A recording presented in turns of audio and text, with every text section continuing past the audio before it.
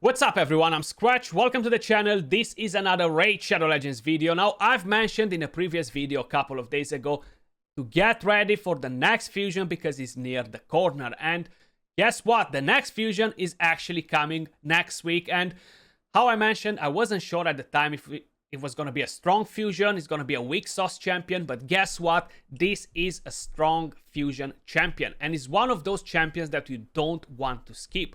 Now, Newt was a classic fusion, this as well will be a classic fusion, so it will require you to have some extra resources in order to complete it compared to a fragment fusion, because you need to have potions, you need to have chickens to ascend the champions and then of course fuse them. But basically, I just want to make you aware, do not open any of your shards, save everything that you have to have a chance at completing the fusion. This is a void legendary fusion, so it tends to be a bit harder than the regular fusions. They might throw a bit of a paywall when we are talking about summons, so I just want to make you guys aware of it. Then, I know I said it's a non-skip fusion. You want to make it, don't skip the fusion. And I've said it in the previous fusion with Newt, and I did have some people coming around saying, Skratch, you talk rubbish, this is a bad champion, it's gonna sit in the vault for the majority of the people. And honestly, probably you've been proven wrong so far. You've seen that Newt is an absolute beast of a champion. Everybody who got that champion is using him because he is absolutely amazing, right? So I just wanna emphasize that the next fusion is going to be very solid as well. Unlike Newt, who is an amazing damage dealer, this fusion will be more of a support champion, a carry sort of champion. But let's see what Plarium is actually saying about the fusion. So let me just put it like that. On Thursday, August 3rd, we're planning to launch a fusion event of a new champion, Amic Trunk Heart.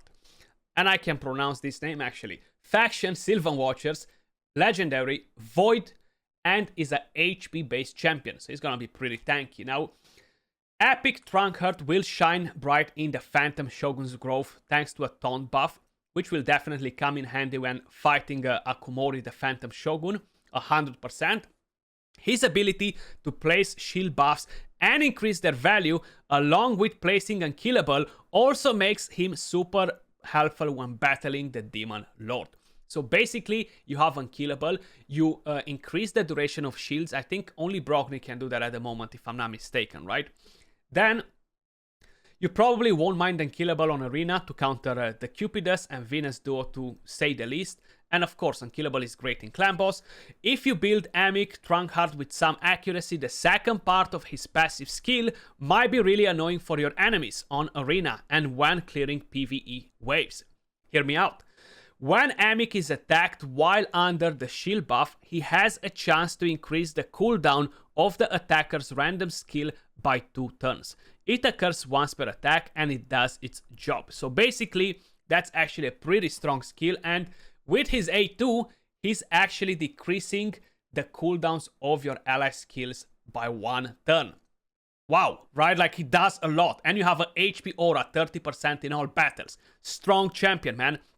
Let me just quickly show you the design. So, a Sylvan Watcher. I feel like it looks similar with whatever his name is. I think so, right? With this one, Ruark. Not that much actually. No, I think I'm just talking rubbish now, but they don't look that similar. But it looks pretty cool. Actually, they do look a bit similar, just different shield. And let's have a quick look at the skills better. We can see how many books we need in here and everything else that we need to know about the champion.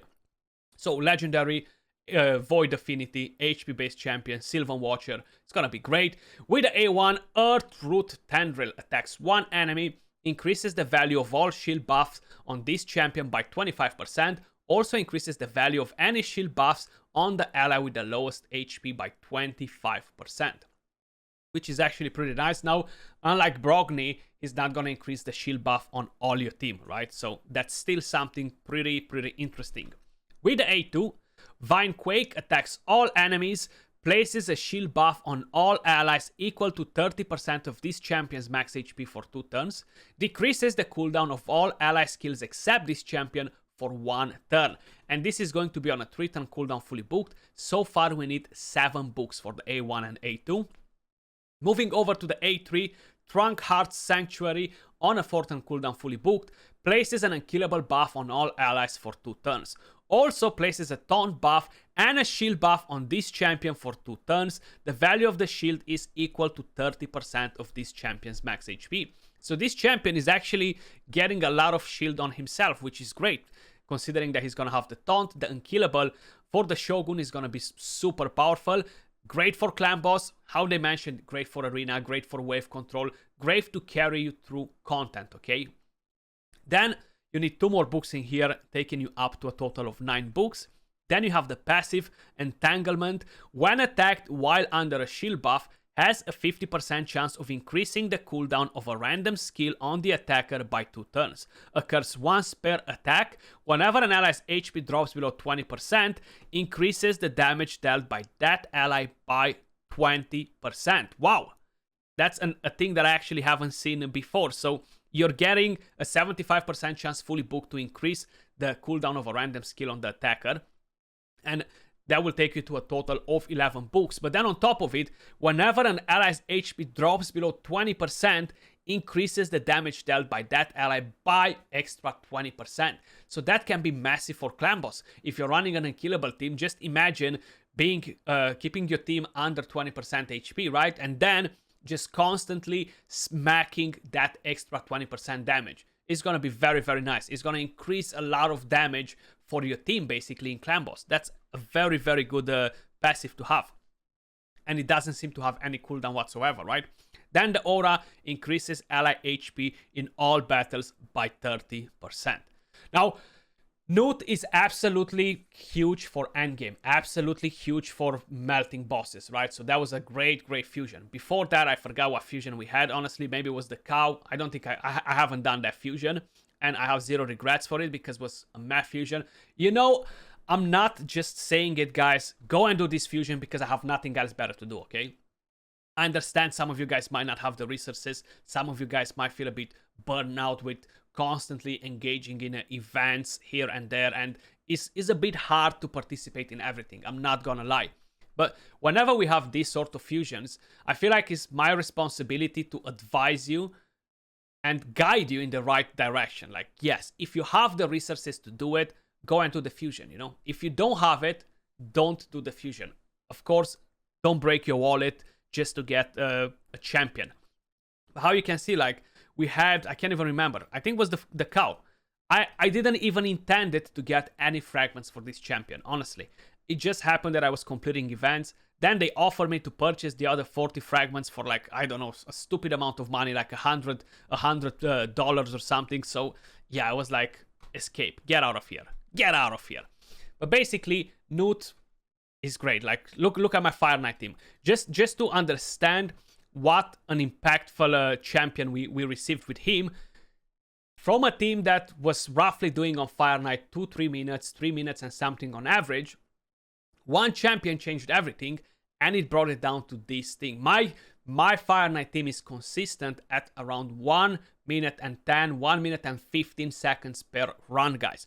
Just because of Newt, right? And that's actually pretty nasty. This is my team, just in case if you are curious. Yes, I do have crazy gear on them, etc., etc. But just trying to make you understand how impactful one champion can be. And I feel like this fusion will be very impactful on the Phantom Shogun for the majority of you guys that are struggling there.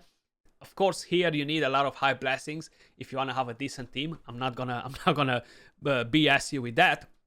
But if you need unkillable for clan boss, you've seen the passives and everything else that comes in from the champion is actually pretty interesting. Let me know your thoughts in the comments down below. What do you think of the champion? Are you tempted to go for the fusion? Now, how I think I mentioned, save the shards, guys, because I feel like they might do a bit of a paywall because he's a void champion.